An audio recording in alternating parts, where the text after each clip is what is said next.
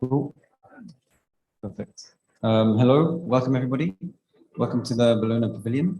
For those of you not familiar with us, the Bellona Foundation is an international environmental NGO, originally from Norway.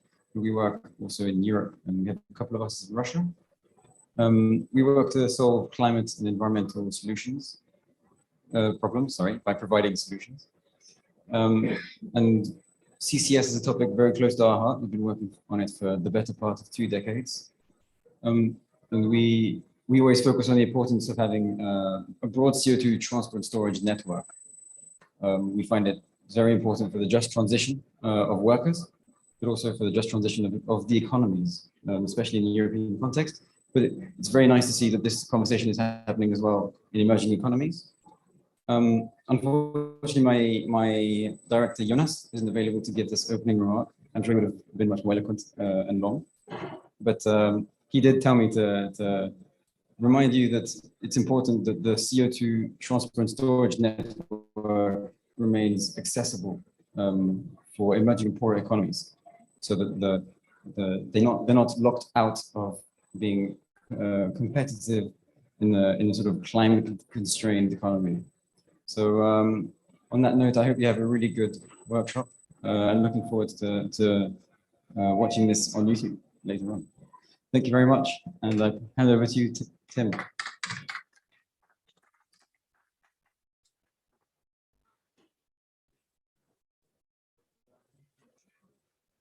Thank you very much, Mark, for that. And thank you very much to Frederick Haig, the founder of Bellona, for making this venue available for us. So it's my great pleasure today to bring this event for you with my colleague Catherine Romanak from the University of Texas. And you can see the title of the event. It's Dear Colleagues, we can remain to very Christmas, or we remain those past ourselves. During your time at the conference, let's proceed in the room with a book of business. Easy or drinking or medication. Thank you. And COVID safety actions apply to you at home if you're watching it remotely as well. Be careful, please. So everybody has their masks on in the room. That's very good. So we're really excited to bring this event to you today. We've got some great speakers from Nigeria, Trinidad and Tobago, Indonesia, and India. And it's my pleasure to be the moderator and a scene setter just at the beginning. So my name is Tim Dixon. I'm the head of IAGHG. I'll skip over the disclaimer, but if any of you are here just to learn a bit about CCS, here's a quick 101 about what we're talking about. Basically, carbon capture and storage is about capturing carbon dioxide emissions from large point sources to stop them going into the atmosphere, to stop them being a greenhouse gas. And we capture them and we put them deep beneath the ground. And we can capture them from any large point source of CO2. So power stations, whether they're gas, coal or biomass. And if they're biomass, that's then bioenergy with CCS, BECCS, that's a negative emission technology. We capture from cement plant, about 7% of the world's emissions from cement, and they have no alternative to reduce their emissions to low. Gas increasing interest now in CDR, carbon dioxide removal from the atmosphere, direct air capture. All of this goes into the system and is injected deep beneath the ground. So that's CCS in a nutshell. The one thing wrong with this cartoon is it doesn't show the scale, because we're talking about very deep below the ground, at least 800 meters. And this is to scale for a real project in Canada at Boundary Dam, and that's actually 3,000 meters. But it also shows you the geological strata that keep the CO2 trapped down there. And thanks to the IPCC, we know the trapping mechanisms, and we know that it becomes more secure with time. The longer it's down there, the more secure it becomes. So, and to make sure it's secure, we have the regulations in place. We do have internationally, under the UNFCCC, we have the modalities and procedures for the CDM, agreed in 2011. We have for offshore geological storage, we have the London Protocol. We have the International Standards Organization has standards. And all of these follow a methodology that came from the IPCC Greenhouse Gas Inventory Guidelines in 2006 that's based around this site characterization and assessment. So it's safe by design, and then it's regulated to be so. And operators are only given a permit to operate if they can prove that in advance, and then they have to monitor the site. Why are we doing it at all? Well, we see it in, of course, in the integrated assessment models that are used by the IPCC, the 1.5 report, 3 of the 4 scenario pathways, model pathways, had a lot of CCS in, and the one that didn't was more expensive and relied upon a lot of behavioural change. National Energy Agency, Energy Perspectives 2020, in order to get to net zero by 2050, doing all the low carbon energy technologies is required. The CCS is 25% of that mitigation effort. And they went into a bit more detail in a special report last year. And that really is useful to highlight the 4 main areas that are unique to CCS in the application. The first one is it can be retrofitted to existing energy assets. So you don't have to dismantle your energy system in your country. It can be bolted onto your existing sources. Secondly, it can deal with these sources that are very hard to decarbonize by other means, such as cement production, iron and steel, and long distance transport, and potentially aviation as well. It's also a way of producing low carbon hydrogen at lower cost than green hydrogen. And the last one, of course, is removing CO2 from the atmosphere, direct air capture. And this year, my colleague wrote a roadmap that you probably saw. It got a lot of attention. It had headline things in there, such as no more fossil resource development, no more coal power plants. But within this, they quantified the amount of storage by 2035. That's at 4 gigatons of storage. So that's 100 times more than we're doing at the moment, at 40 million tons, and 7.6 gigatons by 2050.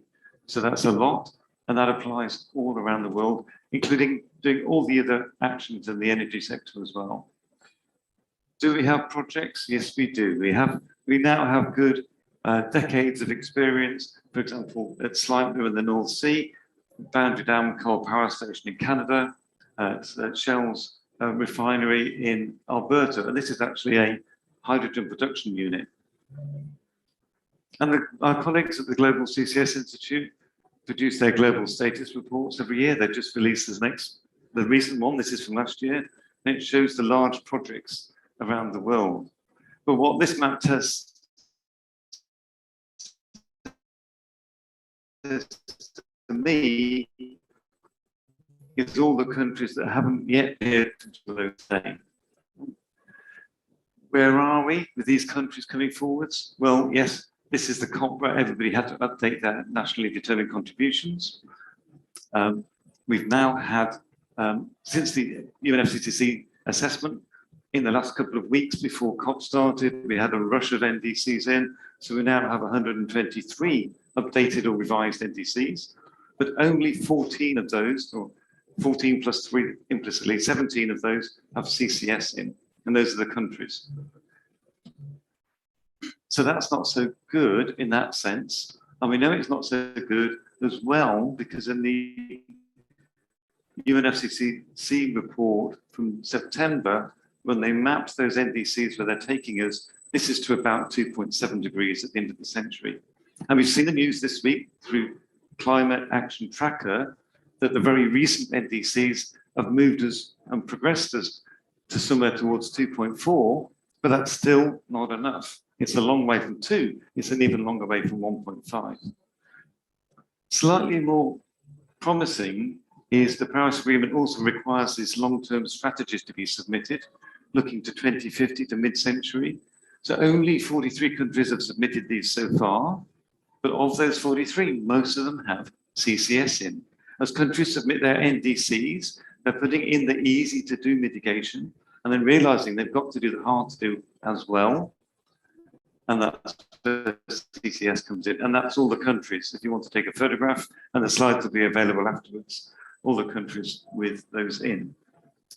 in terms of the UNFCCC, well, CCS was sort of worked through for 5 years in some detail in the negotiations, and then accepted as a valid the clean development mechanism in 2011, with a set of rules for itself, modalities, procedures that make carbon credits generated by CCS equal to carbon credits generated by any other technology.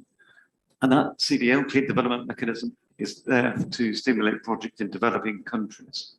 So that's a good default, and we hope that whatever comes through in the Article 6 agreements here is also going to learn from and use the methods, methodologies, modalities, and procedures from the CDM.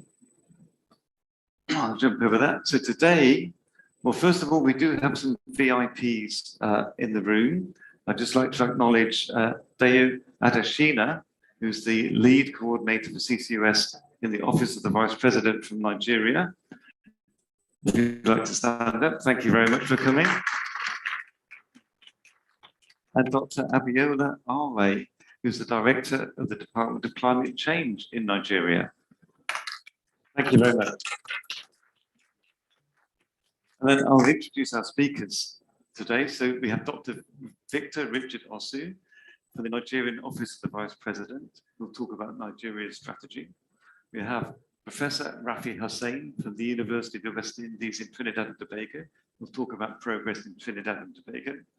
We have Dr. Rashmat Suli from the Institute of Technology Bandung, who'll talk about progress in Indonesia. And we have Dr. Vaibhav Chaturvedi from the Council on Energy, Environment and Water in New Delhi to talk about the potential for CCS in India. And our first speaker is Dr. Catherine Romanak, and I'll invite Catherine up now to talk to us about CCS technology transfer. Thank you.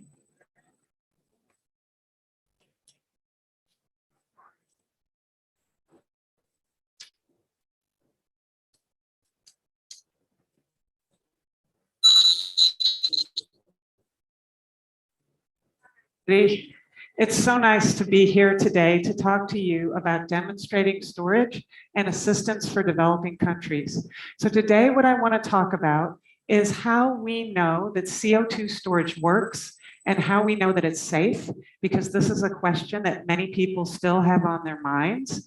And then I'm going to talk about how you, if you're within a developing country, how you can go about trying to find out if CCS could be right for your country. So I'm from the Gulf Coast Carbon Center at the University of Texas at Austin, where we are very, very privileged to have 20 years of experience in doing CCS projects. We have been developing and implementing monitoring programs for geological CO2 storage for close to 20 years now, and we do everything that is involved with storage, including site selection and permitting and developing monitoring plans. Many demonstration projects, and probably now we've lost track of how many million tons of CO2 we've monitored in the ground, but it's definitely way over tons. And so how have we gotten this experience? Well, over the past 20 years, the US Department of Energy has sponsored the Regional Carbon Sequestration Partnership Program, which systematically developed and proved up storage technology in the United States.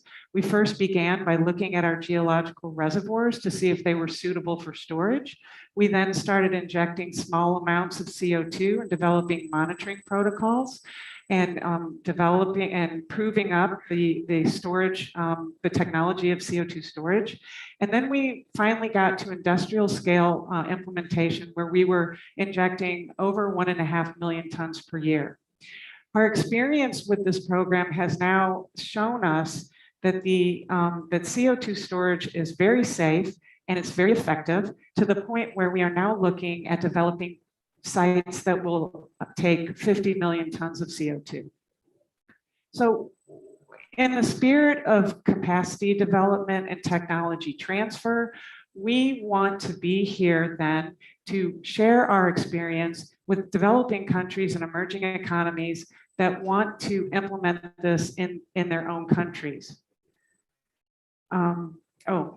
So, but I do want to just say again, I think you've seen the slide before Tim had put it up, but we know from our experience that CO2 storage is safe by design.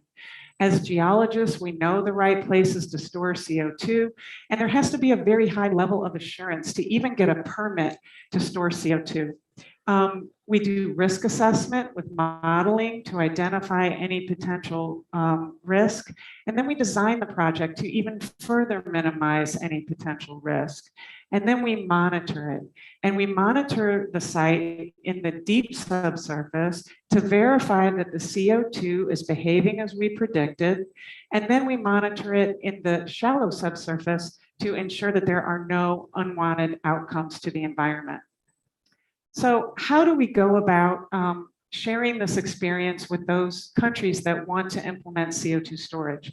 Well, the climate technology mechanism is within the United Nations, has the goal of supporting countries and building capacity to facilitate projects. This technology mechanism, the CTCN, responds to requests from countries. So countries have to go to the CTCN and they have to request assistance. The CTCN then can give up to $250,000 of assistance to these countries to and match them with bodies that have the experience. So this is one mechanism that you can use as a developing country. Then after you've done your smaller assessments and you want to start developing projects, the Green Climate Fund, which was established in 2010, and with the goal to create paradigm shifts in climate action, can give more support for you going down the path to CCS. So I'm here to invite you. I would like to invite you to get on the path to CCS. CCS takes a while to develop, and you just need to start the first steps. Opportunities are available, and we are here to share those opportunities with you. You can utilize these UN funding mechanisms. We can get you connected with some of the global community that is looking in and that is experienced in CCS. One of them is the Carbon Sequestration Leadership Forum, which is a ministerial level initiative supporting CCS development, and explore memberships with experienced organizations. So really, we found in our experience, it only takes one champion in a country to take CCS forward. And I am so happy today to be able to introduce to you and hear from the CCS champions that we have moving CCS in their country so far. And so I want to thank you very much, and I want to invite our first champion up, Dr. Victor Osu from Nigeria. Thank you so much.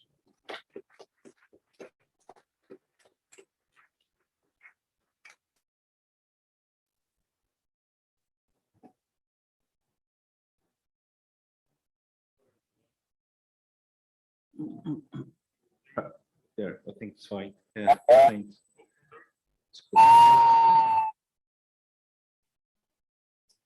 Yeah, hello everyone, and thank you, Catherine.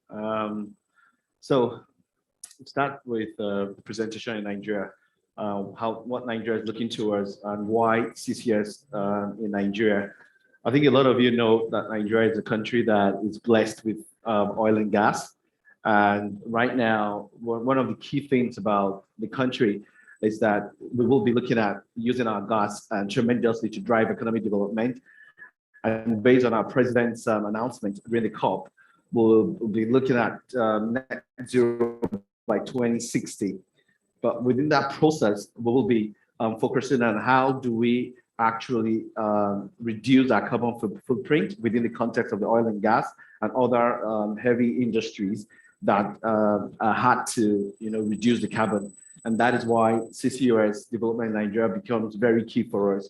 And then we having the strategic context to drive it. And fortunately and importantly, from the Office of the Vice President. So we'll start with Nigeria energy transition. 2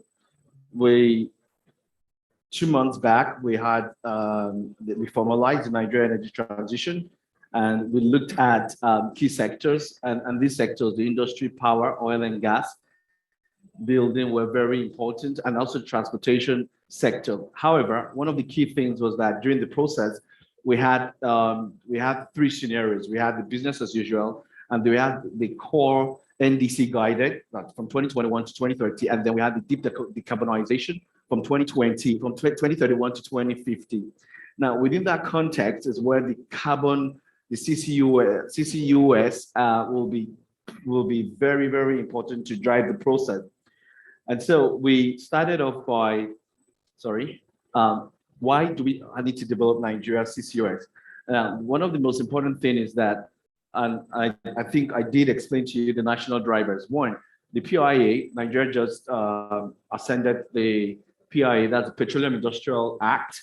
And that Petroleum Industrial Act actually tells or informs the country that the country will be using the oil and gas to drive its economic development. And that's a key thing for economic development in Nigeria. Second one was the Nigeria Economic Sustainability Plan. And this was partially part of the post-COVID plan of the country.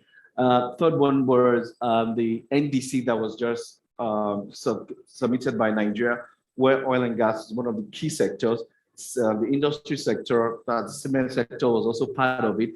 And then the just transition. Now, these were critical factors that determine why CCUS will basically be part of that net zero transition for the country. Now, in doing that, we also identified the main sectors that will be utilizing CCUS, and especially the hard to decarbonize industries, including the energy sector. Now, potential emission sources that we also looked at will be the gas processing, venting of gas, industrial facilities associated with cement, chemicals, iron, steel, and production, and also oil refineries. Now, during the process, we've been engaging the IEA, and we've come up with what we call the proposed CCUS work plan for Nigeria. 4 key activities that we are looking at towards developing Nigeria CCUS will be: 1, the technical assessment.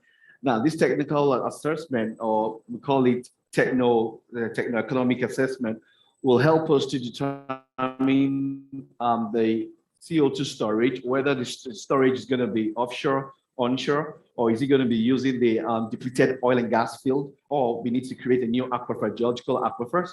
We'll be also looking at the sources. Where will the sources be? Fortunately, I did mention the sources down there. So we have what we call now in principle that we'll be looking at all these sources. Sorry, just go back, all these sources. But at the end of the day, the pilot that we plan to demonstrate is going to be the cement and the oil and steel production industry. However, there's still more scope for the oil and gas to get into that pilot demonstration. Another critical element or activity that we're going to be looking at is the legal and regulatory framework. Now, the reason for this is that either we look at the existing laws that governs environmental management, waste management, and also how do we deal with our CO2, or we build or we design a whole new framework for CCUS, but underpinned by these frameworks. And one of the important frameworks that I did talk about was the PIA, which is the Petroleum Industrial Act, that has the framework that guides the oil and gas industry, and also the waste management framework that guides how waste management are to be, disposed or managed. Thirdly, it's going to be the stakeholders engagement. Now, this is really critical for us in Nigeria, because then we know that globally there've been that thoughts about CCUS encouraging oil and gas production. But from our own view, it's not that it's encouraging oil and gas production, but it's also supporting what we call the energy security in the country, which is very key. So stakeholders engagement is going to be very, very key to drive that process. And again, capacity building. Now, we also know that CCUS has always been in developed countries. Now, coming towards the emerging countries, is new. And then not only that is new, it will take a lot of capacity to understand what CCUS is. And according to Catherine, Dr. Catherine's presentation, a lot of capacity building needs to be embedded within that process. So that's going to be very key for us. And the good thing was, in September 10th, the Office of the Vice President hosted the first capacity building alongside with IEA to start driving home what CCUS is all about and why we need CCUS, and for people to understand what CCUS is in Nigeria. So outputs. So based on that proposed work, we are actually looking at 5 outputs. One is the policy measures. Now, the policy measures is to make sure that the stakeholders within the country are actually inclined to drive that process. And that means there will be various categories of it: carbon pricing, grants, regulatory standards that will support and enhance actors or stakeholders to start adopting CCUS in Nigeria. Also, we looked at the application prospect of it. We are not only going to capture CCUS and store it, we are going beyond that. We are going to be looking at utilization. And that's where you start seeing the hydrogen production, methanol production, and biofuel production. I know we talked about enhanced oil recovery. That's going to also be partially part of the reason why we need that to support oil and gas production. I talked about storage, the legal regulatory framework. I've talked about that. And I think importantly is also what we call the public acceptance. At the end of the day, once we have that work program, we need to have that public acceptance, both internationally or locally. And one critical thing is also the center of excellence, which takes care of the capacity building going forward within the CCUS market in Nigeria. Now, the role of the Office of Vice President is very pertinent. Yeah, this is from a role that we feel that coming from the top notch, where the Office of Vice President will be coordinating the CCUS development in conjunction with departments and ministries such as the Federal Ministry of Environment, Science, Technology, Innovation, industry-wise, and other key stakeholders, including international stakeholders like University of Texas and IEA GHE. So that is what the Office of the President will be driving to. I just want to also announce that, I mean, the good thing about what we've had now is that in principle, we have funding from the World Bank to support preparatory activity that will support pilot development in Nigeria. Hopefully that's going to start in January. And that means that there's a lot of, everyone should stay tuned to that. That Nigeria, one of the leading emerging countries, will start developing CCUS to drive as part of its energy transition. Thank you very much.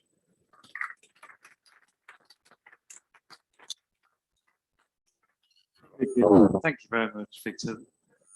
Excellent. Now to our next champion, and that's Professor Rafi Hossein, who's going to present remotely from Trinidad and Tobago. Over to you, Rafi.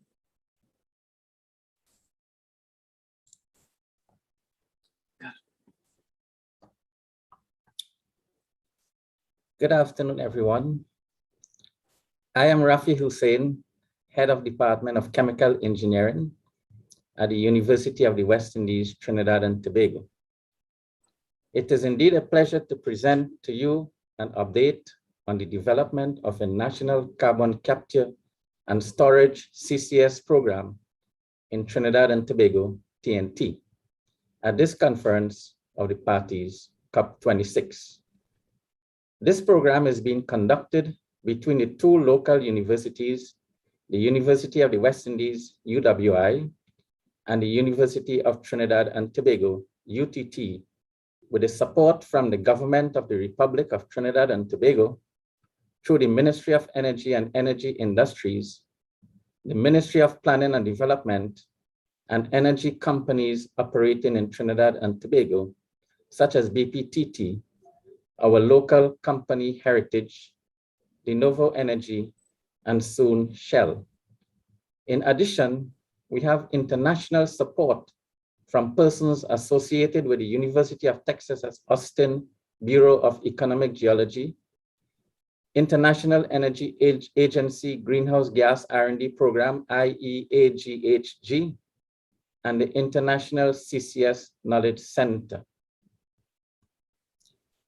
Current and projected trends in climate change observed worldwide have been attributed to anthropogenic greenhouse gases, GHG, mainly carbon dioxide, CO2. Small island developing states like us in the Caribbean are particularly susceptible to the effects of climate change, such as frequent storms and hurricanes, changing rainfall patterns, and rising sea levels. In TNT, we have observed changes in our weather patterns, such as longer period of droughts, whereby food crops are drying and dying, low water levels in our dams, periods of unpredictable and excessive rainfalls with flash flooding, which cause damage to buildings, homes, roads, bridges, and crops are being destroyed by flood water and insects. In addition, the warming of the ocean water is causing marine life to migrate to different places and to change their feeding and breeding patterns. Sea level rise is causing coastal erosion, and tourism is being affected. Income and foreign exchange and people's livelihood are affected. TNT's National Determined Contribution, NDC, has identified industry and energy sectors for CO2 emission mitigation. In 2015, and these figures also apply currently, 45 million metric tons of GHG emissions occurred in TNT. More than 80%, or 36 million metric tons, emanated from the petrochemical and power sector, which amount to 25 million from petrochemical and 12 million from the power sector, respectively.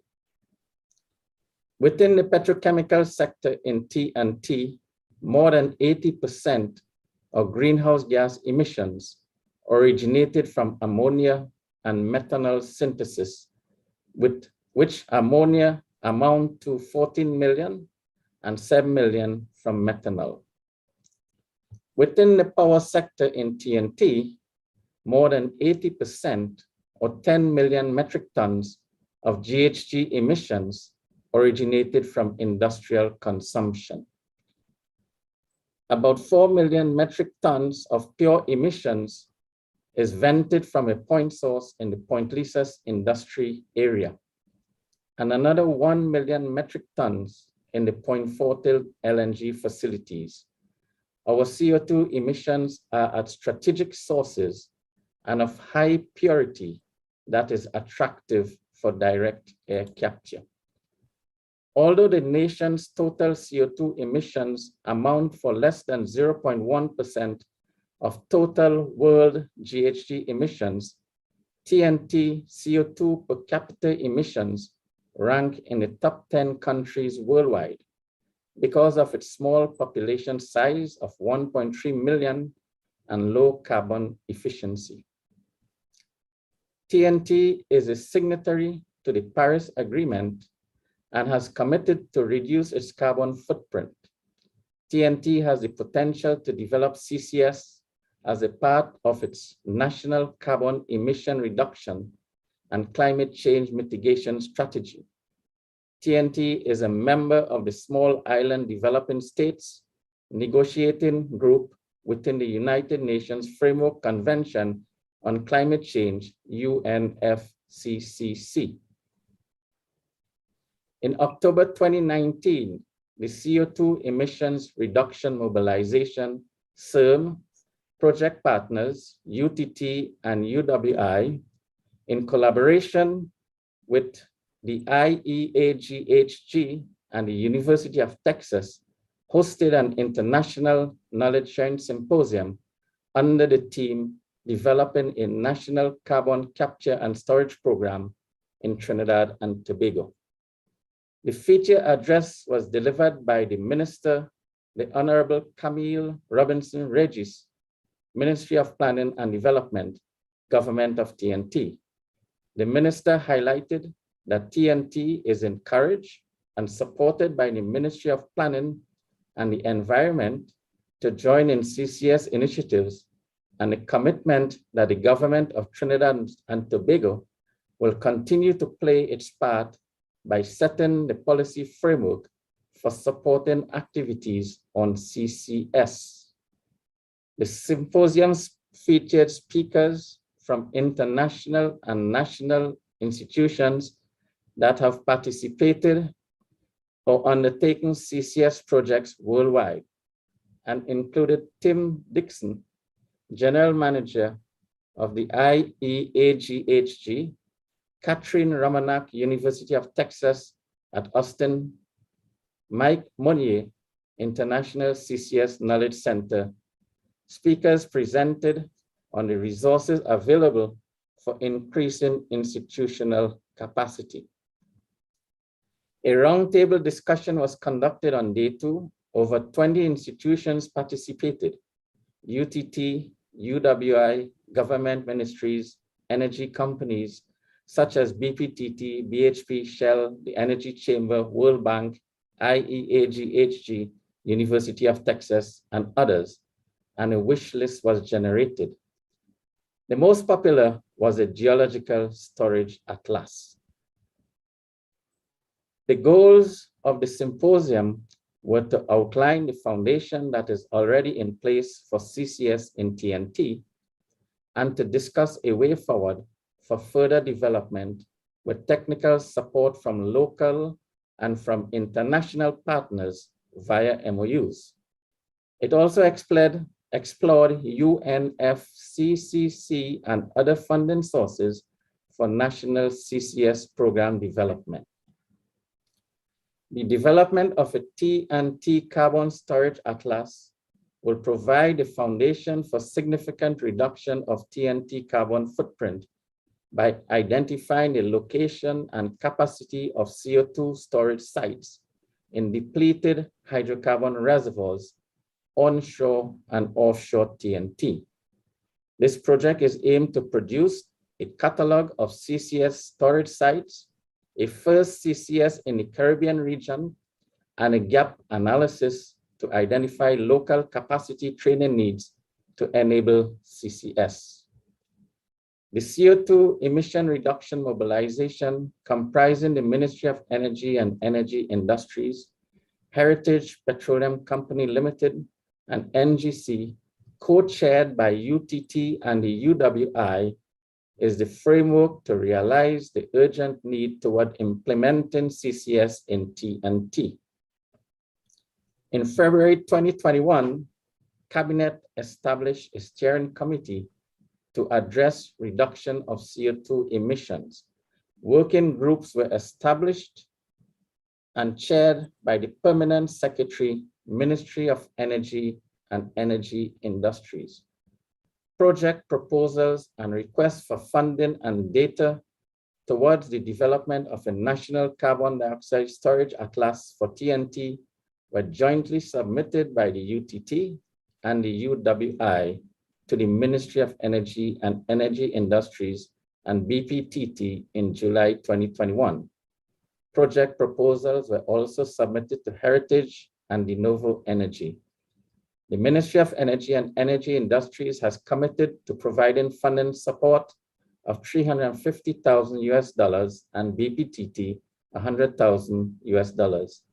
Currently, we are awaiting data to start the CO2 storage atlas. Project proposals and requests for funding and data were submitted to Shell yesterday. At COP26, our Prime Minister last week stated, we intend to explore the use of industry-generated CO2 in possible carbon sequestration projects. The UTT and UWI approach for this CO2 storage atlas will be guided by best practices documented by large-scale projects worldwide. In particular, the storage atlas developed by the South African Council for Geoscience and the Petroleum Agency. Stage 1 is expected to be completed within 12 months. Thank you, ladies and gentlemen.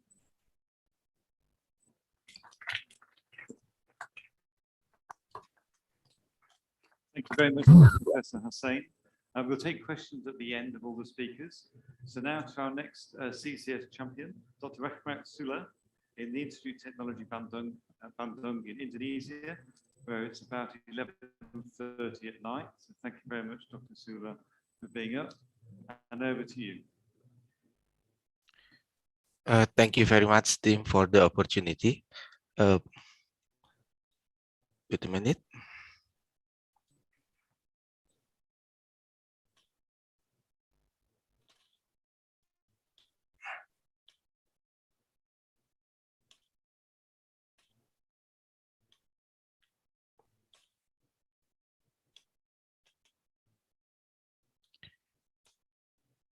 Okay.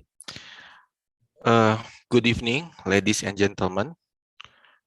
Once again, I would like to introduce myself. My name is Muhammad Rahmat Sule from Bandung Institute of Technology, Indonesia. And it is a great honor actually for me to deliver the CCS progress in Indonesia in this prestigious event.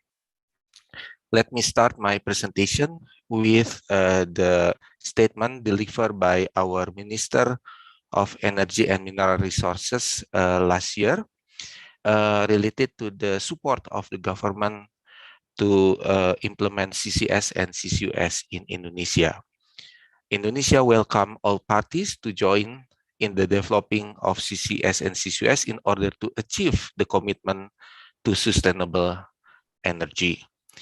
Besides that, the government of Indonesia has signed the presidential decree on carbon pricing several days ago, as has been delivered by our president during the COP26 in Glasgow.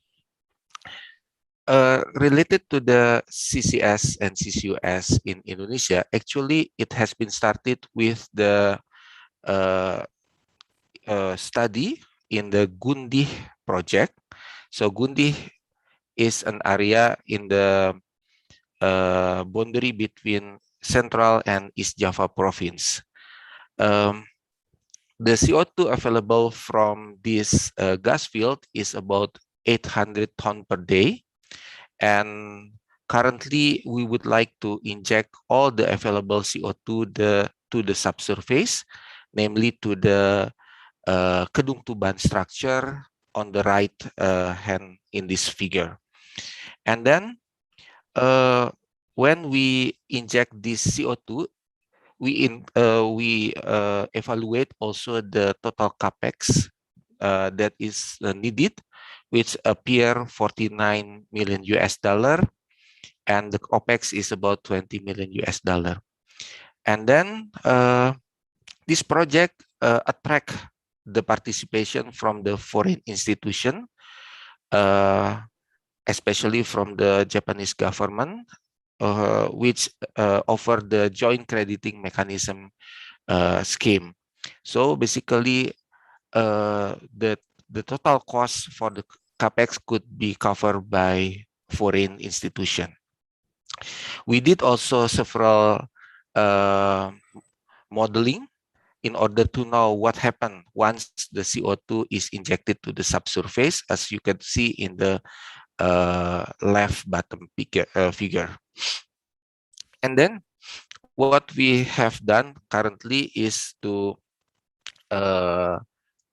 prepare for the implementation of the CCUS project in Gundih. So currently we are on the stage of finalizing of joint study, and it should be finalized in March 2022.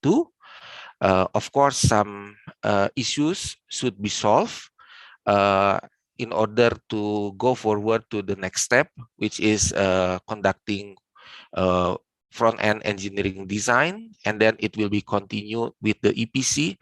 And we do hope that the first injection could be carried out in the beginning of 2025. Related to the CO2 sources in Indonesia, especially from the energy sector, basically I could explain something like this. So basically, the Indonesian target for the greenhouse gas emission from energy sector from 2010 to 2030, which is 20 years, is about 400 million ton.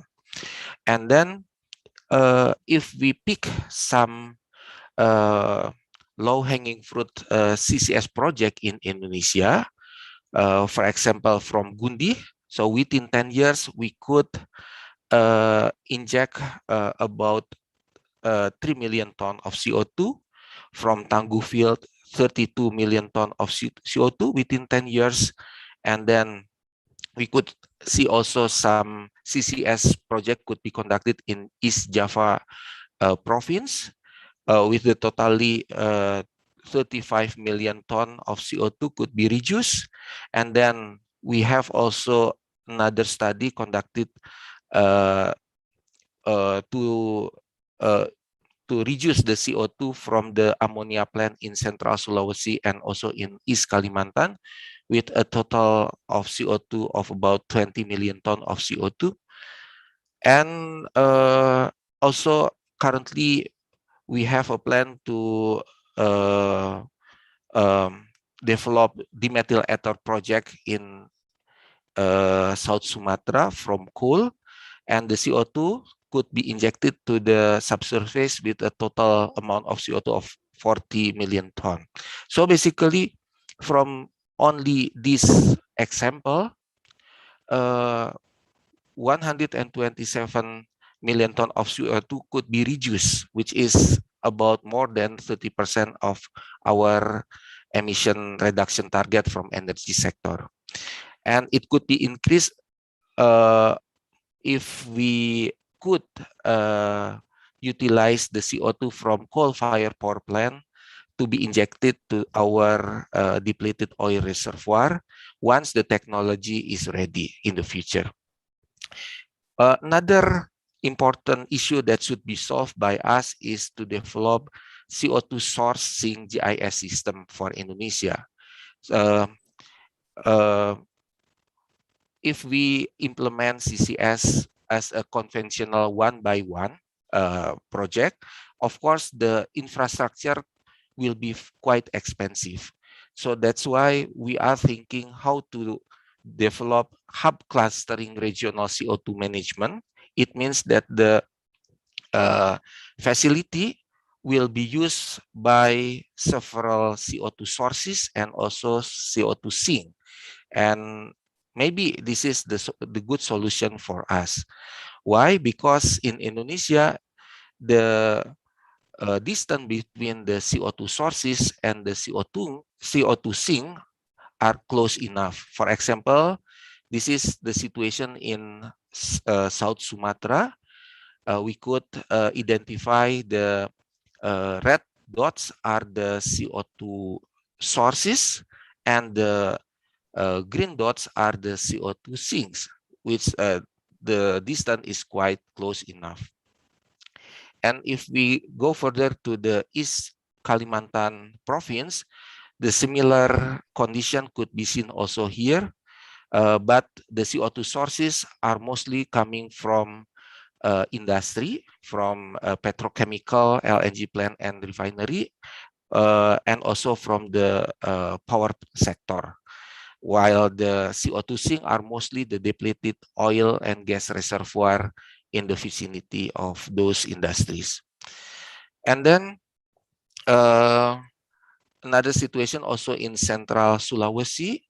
Currently, we have engaged a new study together with Mitsubishi, Jokmek, and PT Panca Amara Utama to utilize about 1 million ton of CO2 per year to be injected to the subsurface. Another study that has just finalized a few weeks ago is the study for CCS for coal to DMA in South Sumatra. The CO2 source will be here, and the volume of the CO2 is quite huge, 6.6 million ton per year. And then we try to identify several locations for the CO2 sink in the vicinity of these CO2 sources. Another important information is about the construction of the CCS regulation in Indonesia. Now we are in the final stage in developing the draft, because the government target us to finalize it within December 2021. And the regulations will cover not only the subsurface aspect or the transportation and also the surface facility, but also how to monetize the CO2. This is also quite important for us. And then related to the capacity building program, we have conducted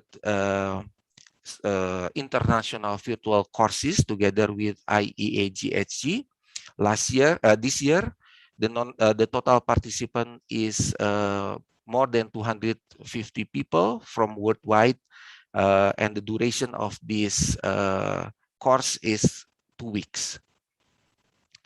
As a conclusion, I would like to stress that the CCS and CCS implementation in Indonesia is quite unique because it makes the environment in the vicinity of energy facility cleaner, because large portion the produced greenhouse gas emission is injected underground.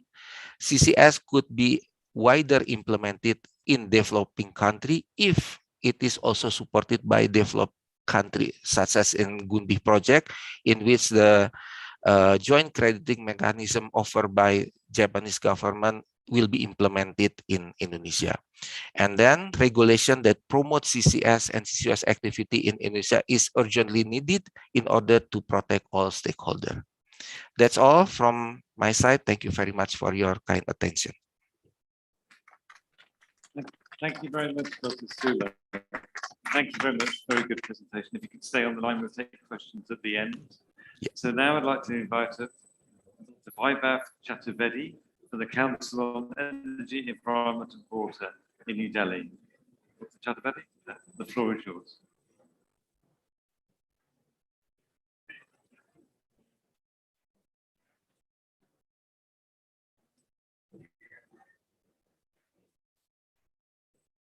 Great, thank you. Okay, hi everyone. I'm very happy to be here. Thank you, Tim and Catherine, for inviting me. It was fascinating for me to hear about my colleagues from Nigeria, Indonesia, and Trinidad and Tobago about the great progress that is happening in CCS.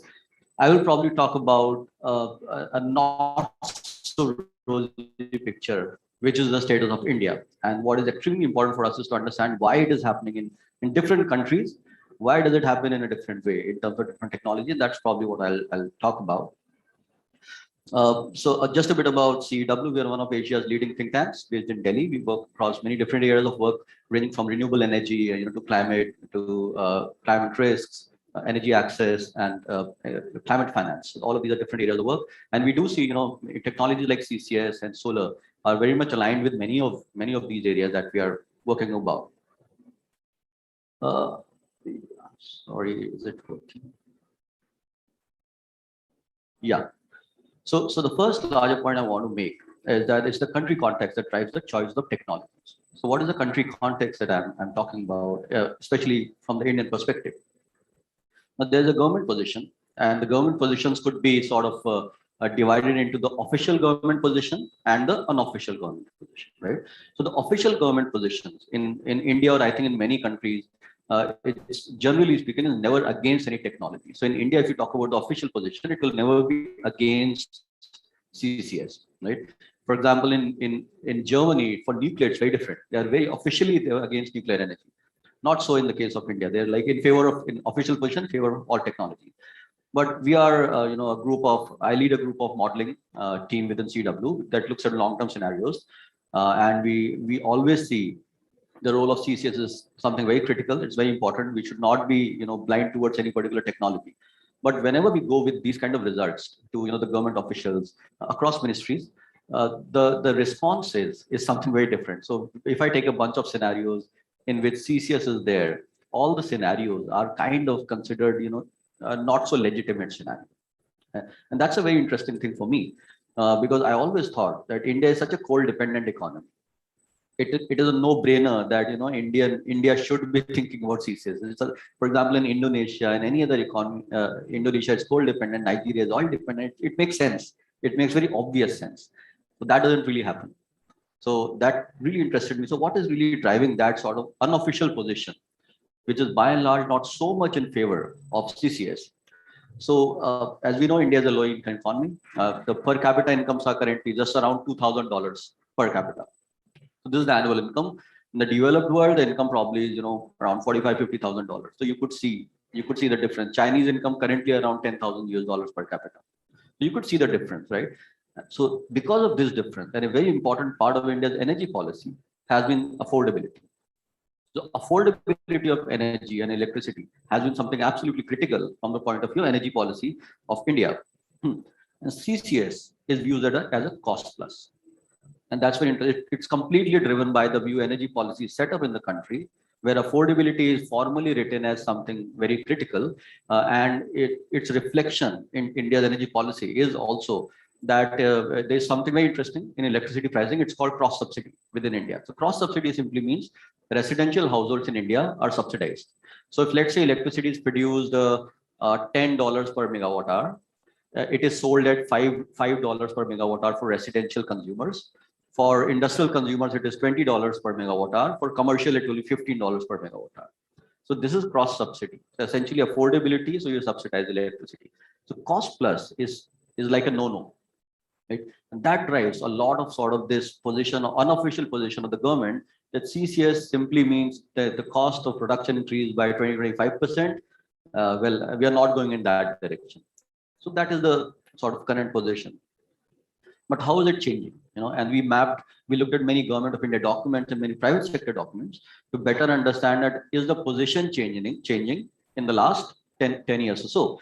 So if you look at, you look here. So first of all, in around 2007, there was something called India CO2 Sequestration Applied Research Network. So just about research, just trying to better understand the technology. But we actually didn't see a lot of good research coming out of it, though this sort of thing was there. Then something path-breaking, we have something called the National Action Plan on Climate Change. So India released NAPCC in 2008. It is kind of the motherhood document of India's climate policy. So in this particular document, there was mention of CCS. But if you look at what is written, very interesting, mentions CCS with concerns over cost and storage stability. So as I said, affordability is such an important concern that even in India's National Action Plan on Climate Change, you see CCS is aligned with that. Well, there is some concern over cost thing, and then there is another concern about the technical storage of CCS, right? So this is from NAPCC. Then came India's second national communication, where they also talked about demonstration projects. So yeah, so that was a leg up. So now the debate is slowly changing, and this happened in 2012.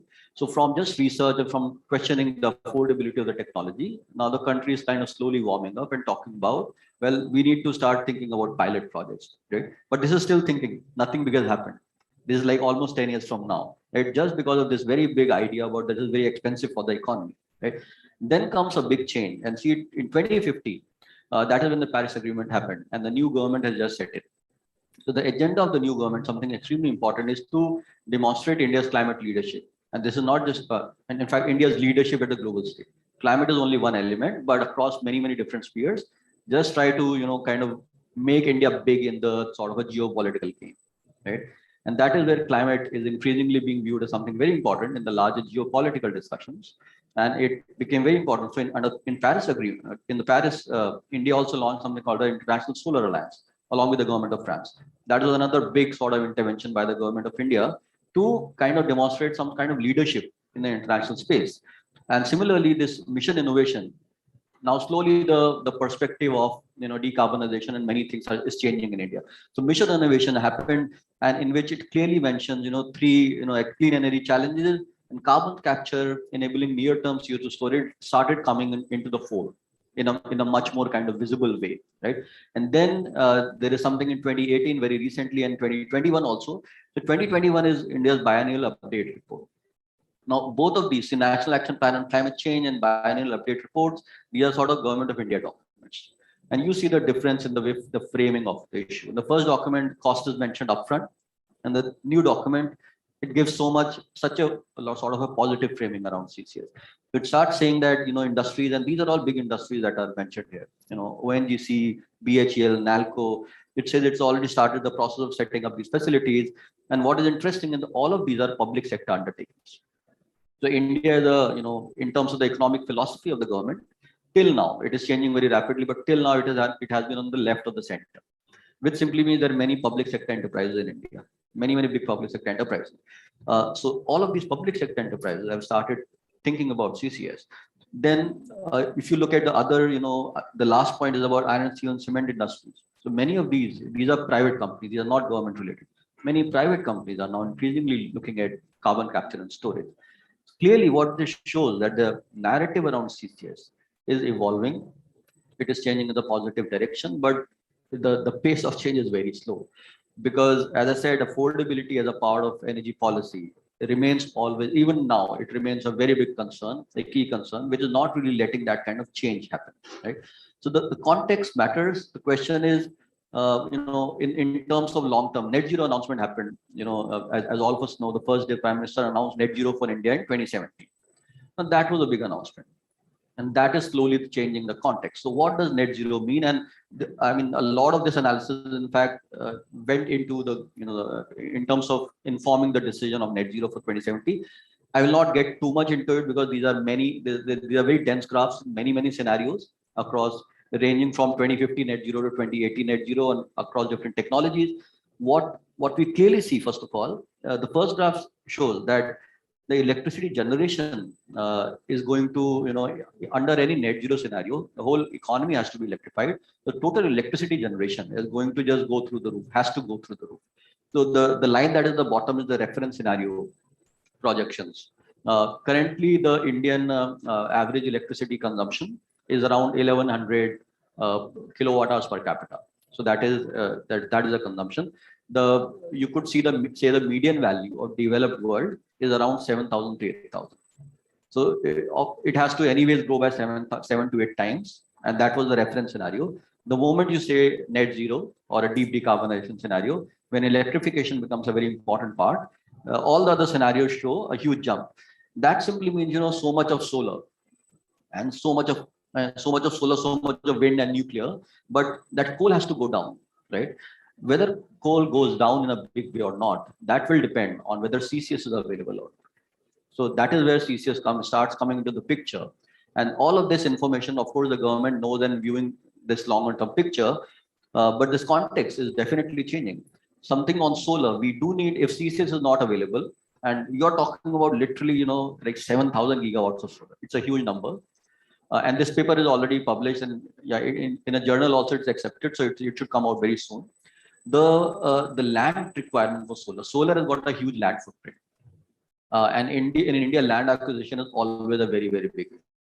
It's a heavily populated, heavily dense country, and irrespective of whatever be the industry, land acquisition is always a big challenge in India. So if the understanding is coming that if you need to have so much electricity in the system, if solar has this big land impediment, of course, in the next 30 years, it could grow very fast. But at some point, you will start getting into that land constraint, right? And that is where the other technologies really start getting more important. And yes, net zero future would be disruptive for many different reasons. Many big shifts are expected to happen, and especially in terms of the way the energy ecosystem is set up in India. It is heavily monopolized by government enterprises because of the economic philosophy of the government. And now, with under a net zero kind of scenario, you are simply saying, well, the older order in which these big government enterprises kind of ruled the roost and had resource access, that order is going to change, and private sector has to start playing much bigger role. And the moment you say that, well, we go out of this heavily PSU-oriented system to a private sector, a private market-dominated system, you actually create the playing field much more level, and you create a lot more opportunities for many of these, big technologies to come in. So how the context is changing, as I said, net zero, a big part of India's announcement, in fact, was traditionally India has always looked at emission intensity or percentage shares. This is the first time the government of India talked about absolute emission reduction. Net zero means absolute emission reductions. The gigawatt installed capacity was also absolute. So there are many absolutes in this particular announcement as compared to what was earlier the case. Increasing incomes, current incomes, as I said, around $2,000 per capita. Our expectation is around 2050 or 2055, Indian income will be around 12,000, 14,000. So this question of cost plus, that CCS is very expensive. Now, what we are arguing is it's not just about cost. At the end of the day, it is about affordability. So the metric should never be cost. It should always be affordability. So even if your cost of electricity doubles, your incomes are actually going up 5 times. So the affordability is still there. It's going to be there. And that is what is, and these ideas are increasingly coming into the Indian system, which has been fixed into the last 50, 60 years into this affordability paradigm so much. So yes, it is taking time to change, but we do see, these things changing, private sector's role. These are big shifts happening. And, carbon pricing versus dedicated policy. And this is something very interesting. A lot of models, and we, in fact, across many economies of the world, we do see carbon pricing, whether it's through an emission trading system or it's through a carbon tax kind of approach. Carbon pricing is adopted. Right? Carbon pricing is great because economists always say it's pretty efficient, but it is also technology agnostic. That is a very good thing. It's technology agnostic. So it does not care whether it's CCS or solar, it is technology agnostic. But if you actually look at the reality, across the systems of the world, carbon price is always implemented in conjunction with other policies. So it is actually never carbon price only, whether it's EU ETS, whether it's any other jurisdiction where carbon tax is there, it is always along with some other dedicated sectoral policy. And that is what is the larger policy paradigm. If you have a carbon price, but still you have a solar feed-in tariff, if you have still mobility subsidies for electric vehicles, you have still distorted the game. And that is how I believe. So I'm simply arguing that carbon pricing is important, but one needs to look at dedicated policies. Carbon pricing might not really push so much because there still will be distortions in the larger system that will keep on pushing these other technologies. Unless you have a dedicated policy for CCS, carbon pricing might not really help, so much. So yes, there is a narrative, there is a need for narrative. Circular carbon economy is one such narrative that we are seeing. At the end of the day, we need to understand the trade-offs of different technologies. We need to understand the country context, and we need to simply understand how the context is evolving and how the trade-offs are evolving. And we do hope, I'm much more hopeful for CCS, not in the next 10 years in India, but definitely in the next 20 years, we should be seeing some big kind of changes on the CCS debate in India. Thank you so much. Thank you very much. Thank you. So now, if you could bring your chairs to the front, and we'll take questions from the audience. If you join us at the front, and Professor Hossein and Dr. Sule, you're online as well, still, I hope. And then we have 10 minutes or so for questions.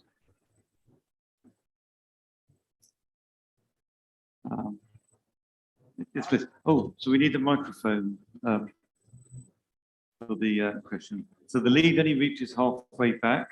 So those at the back who want to ask a question should come to the front. Thanks, Tim.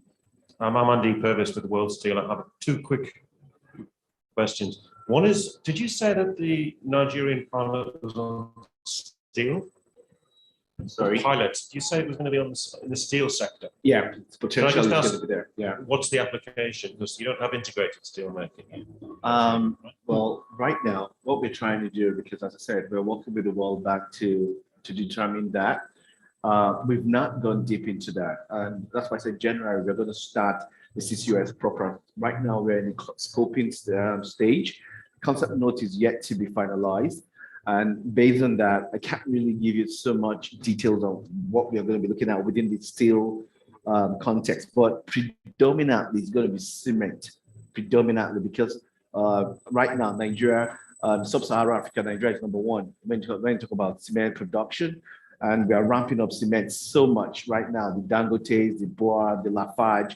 So that's going to be a very, very critical sector.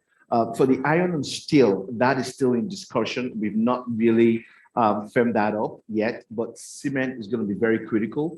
And then I think after that, we'll start using that to shape up the oil and gas sector within the context of what Doctor said in terms of the circular carbon economy for the oil and sector. One more. Just on India, where is the storage location? Is it generally available across the continent, or is it more on the coast? I'm just thinking how it maps to the emission sources, particularly in my sector. Yeah. So it is not across India. There are definitely some formations that are much more conducive. So yes, I mean, if there are maps of India with this, potential geological storage potential, and yes, that is the information that they give us. That it is not equally distributed across all of India. But I think if you look at the maps that are available, you will, in terms of the exact location, you will have that specific information. But these maps are available. Yeah. Any questions? And while we're up here, can I just say congratulations to Indonesia for the presidential decree on carbon pricing.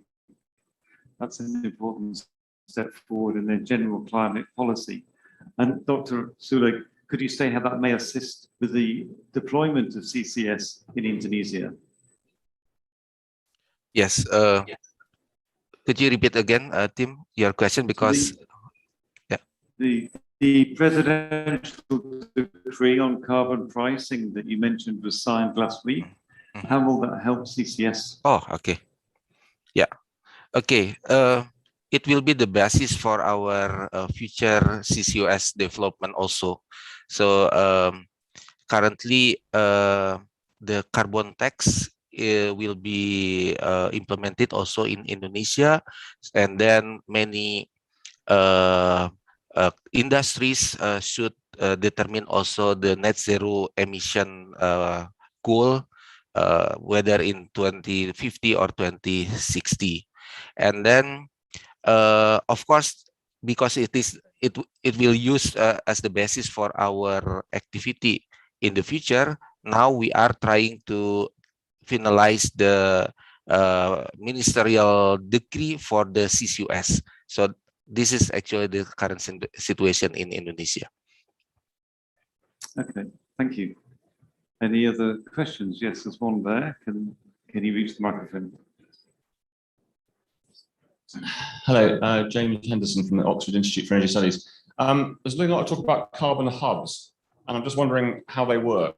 I mean, do you bring the industry to the CO2 kind of removal and storage? I mean, or is it just coincidence that hubs emerge because the place you're going to store the CO2 happens to be in the place the industry is, or do you expect what do you expect to move to what if you like to create the hub? Yeah, so generally CO2 geological storage sites do take a time to prove up the geology because you might want to make sure they're secure, etc.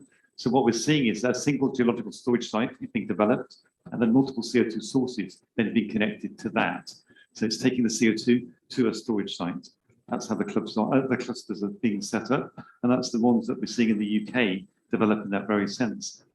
If you remember 3 weeks ago in the UK's net zero strategy, when that was announced, there were 2 CCUS clusters within that, and one of those was previously 2 clusters that have now come together to share even the same storage site, the endurance field beneath the North Sea. So that's the nature of clusters, and we're seeing them develop as well in Northern Europe and the Netherlands. And the Norwegian model actually is very interesting, where they are developing a large new storage site offshore with a shipping connection, so they can take CO2 not only from their own industrial sources of cement and waste to energy, but they can ship CO2 from other industrial sources in Northern Europe. So that's like an international cluster being built at the moment in Norway. Yeah.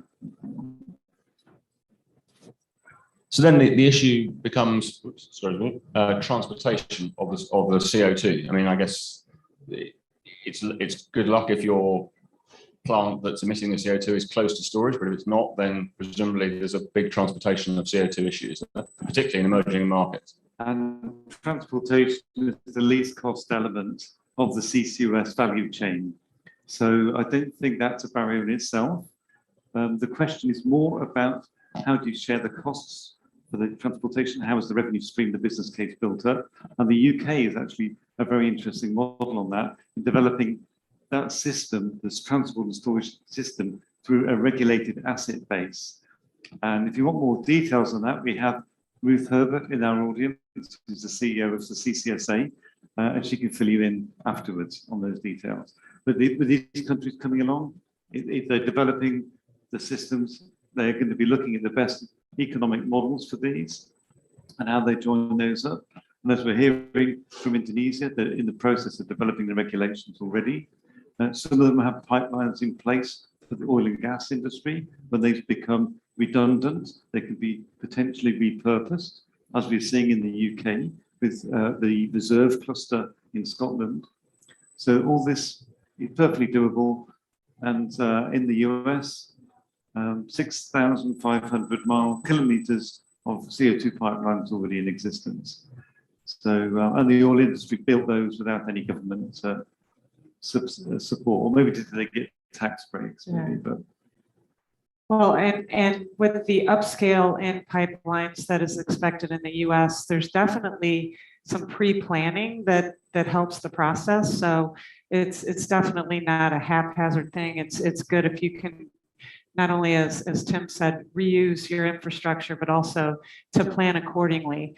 Once you've done your storage assessment, so one of the first steps is to assess, it's called a storage atlas. And so one of the first steps is to go out and identify your sources and identify your geological sinks. So then you know kind of where that stands and you can plan forward as you develop your program. Professor Hossein referred to, in the development of CCUS in Trinidad and Tobago, they looked to learn from how it was and is being developed in South Africa. And there it's being funded by the World Bank under their CCS trust fund. And really the first thing they did was a storage atlas, whether they've got the right geology and where is it in their country. And learning this south-south learning, I think, is very important. And we're seeing it happen for real between those two countries. And I very much hope that with Nigeria, and this is a question for you, Victor, Nigeria is a real powerhouse, an economic powerhouse in Africa. And so I'm hoping that what Nigeria does, other African countries will follow as well, West African countries in particular. And do you think that there is potential for that, for Nigeria to be a leader? Yeah, definitely. May I just say this? Because one of the things that Nigeria is trying to do now with IEA is to form what we call the African CCUS network, which will be chaired by Nigeria. It's really important. It's one of the key things we're looking at next year. And yeah, so Nigeria is going to really play a big part in driving CCUS, a very, very big part in driving it. And right now, I just spoke with Catherine to say, listen, we want to try and start the Center of Excellence as soon as possible. And we will be looking at Indonesia to see how that has been done. And I think my boss down there, the Office of the Vice President, is taking note of that. So definitely, it's going to be a very key thing for Nigeria to drive CCUS. So that is very exciting new news as well, an African CCUS network being developed. And in fact, the African Development Bank did speak to me a few years ago about how to start, what's the first thing to do when a country starts asking about support. And IAGHG produced a guide to how to do a storage assessment for a country that hasn't considered it before. It's a report that you can just get available. And that's the, I'd really like the African Development Bank to be included in your CCUS network. Great. And we see also from the World Bank, I mentioned, is funding the work in South Africa, and the Asian Development Bank has funded the Center of Excellence in Indonesia that you've heard about. So these development banks play an important role in the early stage capacity building, as well as the CTCN that Catherine described, and potentially the Green Climate Fund. And the Green Climate Fund actually has CCS explicitly in its governing instrument as an example of a technology it should be supporting.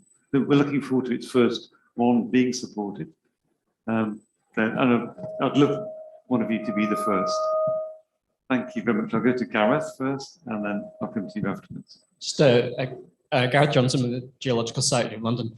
In India, the new 2070 net zero, if I read your chart correctly, which could be wrong because it was up pretty briefly, but it looked like it didn't matter on which scenario you modeled, the production by coal was going to reduce drastically.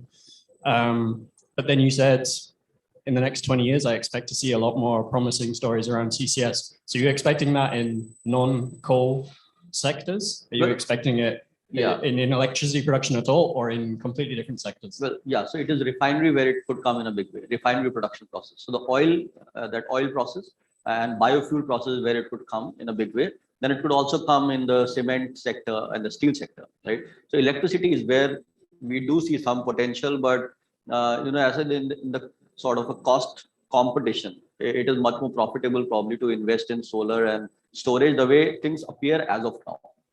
If these things change, and again, it's a matter of whether there's a carbon price in the economy, how big that carbon price is, what are the associated policies. It is a function of many of those things. As of now, the understanding is electricity, well, not so much in electricity, it is probably in the refinery sector and the industrial sector. So, question over here. Can you come to the words mic? Thank you. It's very nice to see you all. And regarding BECCS and CCS with CO2 coming from the production of biofuel, ethanol, what's your opinion about that? I don't know if Catherine could say, because just doing some very, how can I say, quickly estimatives or estimations, Brazil and the US, they produce about 100 billion liters of ethanol per year, both together. And that's about 100 million tons of CO2 that are released, pure CO2, that is released to the atmosphere. It's about 0.2% of the total emissions in the world. What do you think about BECCS and CCS with this CO2? Well, thank you for that question. I mean, obviously, there's issues around BECCS, around land use, and how we use the biomass for that. I know that in the United States, there's also there's a big thing around environmental justice, because a lot of the biomass that is being shipped to the UK is being harvested in areas around where the poor communities live. So there's environmental justice issues, there's land use issues, and of course, we don't want to be cutting down forests to make biomass. So those type of issues really need to be resolved. But as far as negative emissions go, I mean, really all we have right now is BECCS and DACs. And we know that negative emissions technologies are going to be very important. So it's something that is included in the scenarios and in the modeling and in the development of our climate goals, but it has to be done sustainably, and we need to put a lot of effort into doing it right. I don't know if anybody else on the panel might have. So we have one example of bioethanol plant. The Decatur project in Illinois is an example of exactly what you're talking about.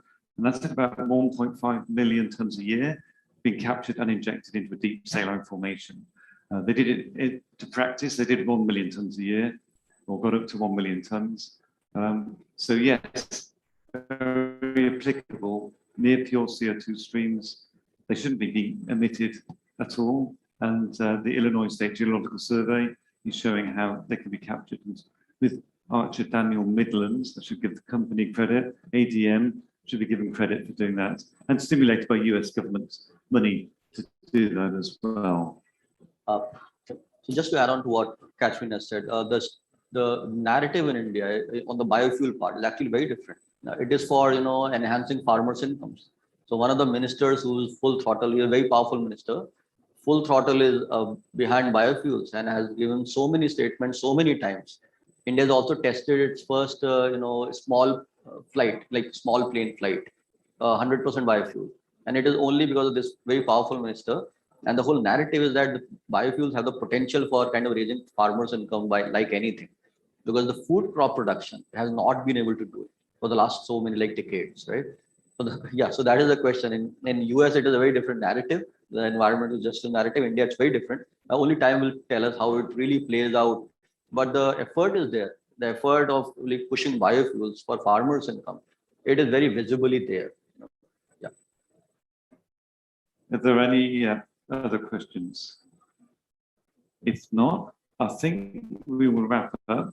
But just to emphasize, what we're doing today is showing you some champions in these countries, and what they would like to do and what they've done, hopefully, is share their experiences with you of how they're progressing CCUS in their countries, and hopefully in the future in India as well. And you've heard mention of the funding sources to developing countries from Catherine, CTCN, Green Climate Fund, we've got the ADB and World Bank also. And you have information resources as well to assist these countries. And so University of Texas, IGHG, in the UK. CCSA works across Europe. And we have also Ruth here from the Global CCS Institute, who works globally, great information resource as well at that institute. So please use us and all of these people I've just mentioned if you would like some more information. And I'd like to thank Oscar from Bellona for running the system. Made it very, very smooth. And I'd like to thank our panelists today. And I'll start with the furthest away first. Dr. Sule, thank you very much. Professor Hossein, thank you very much. Dr. Arsu, thank you very much. And Dr. Chaturvedi, thank you very much. And Catherine Romanak, Dr. Romanak, thank you very much. And thank you to everybody for being interested and coming along. Thank you.